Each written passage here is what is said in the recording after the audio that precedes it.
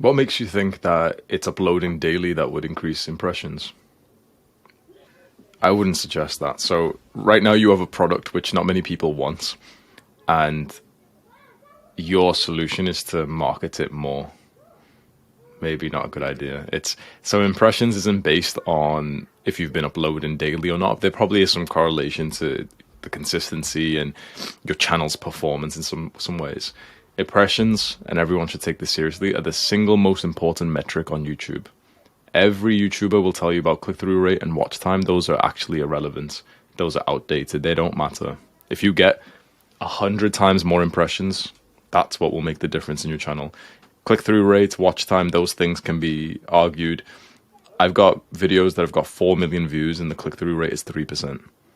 I've got videos that have got 2 million views and the watch time is like 9% retention. If there's such an outlier to the fact, then clearly it's not the most important metric. So impressions are the most important metric. How do you increase them? Not by daily uploads, but by changing the topic which you speak about. You see, the topic of, first of all, self-improvement, it isn't absolutely huge compared to like giving money like Mr. Beast. Then self-improvement with related to girlfriend, okay, you've niched it down. But then self-improvement related to girlfriends and the fact that you shouldn't get one, it's not really a popular topic. Now, if I made a video on that, it might still get 100k views, 200k views, but it would probably get 5 times less impressions than more of like a basic topic. Like, for example, 10 ways to increase testosterone. Impressions is literally just totally linear to how popular the topic is. Your topic for this example isn't that popular. This is more of a video that will entertain and educate your core audience who already like you. This is not a video that will grow your channel. So you need to decide what your goal is. Do you already have a channel and a core audience who like you and you want them to like you more? Or do you want to grow your audience? Which one is it? Videos like this won't actually help your goal. You're practicing, you're training for the wrong thing. You've got a football competition, football match coming up, and you're practicing basketball right now. So we need to change that. These videos are good, by the way. Certainly do them every now and then because your audience will then get to know you more and you can go deeper. You can tell them your story. You can tell them your viewpoints on this very micro niche of this concept of like, okay, being on self-improvement, should you date or should you not date? And you can speak about very specific things. But if you want to grow your audience, all that matters is that you make videos which will get 10 times more impressions than what you're currently getting. Self-improvement as itself is too broad. So you'd want to get deeper into that and choose, for example, meditation, sleep, testosterone, exercise. That's a fantastic story script.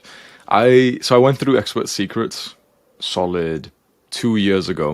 And I remember it did influence me quite well. So I'm sure that following this script did influence my storytelling. I don't exactly follow it anymore because perhaps I do, but I kind of, understand intuitively now what makes a good story. What I've recently been doing is following the book Storyworthy. At first, I read a little bit of that and I didn't like it, but now that I've been reading it again, it is actually powerful. The book is Storyworthy. And I'll just briefly tell you that there's something you can integrate to the same Expert Secrets. Right. It's to understand that your story is all about a 5-second moment. The point of a story is just to lead you to a specific 5-second moment of transformation. The story starts at the opposite point of the story ending. And it's all about like a 5-second moment where something has changed. So for example, you actually start at the end of the story. That's what I do now. So what is the total moment of transformation?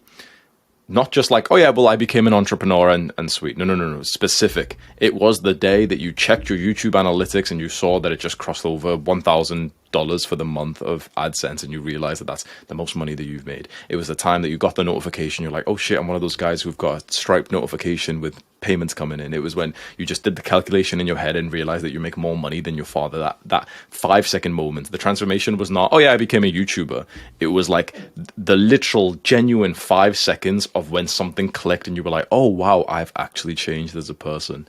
Then you take the opposite of that and that's where you start your story. So for me, we can say a 5-second moment is a time I was in Portugal near the start of YouTube, like 2021, and I got an email for $6,000 from Skillshare. Whilst I'm there, the whole trip cost like 2,000 or something. And so I profited by going on holiday, not even like working whilst I was there. That's the 5-second moment of transformation, which made me feel like an entrepreneur.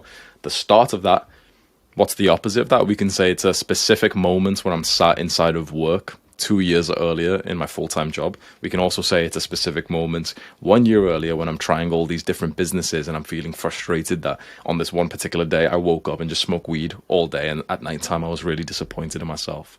So you still follow what you've said with Expert Secrets, but if you just want to like level that up one more, think about the 5-second moment that you'll talk about.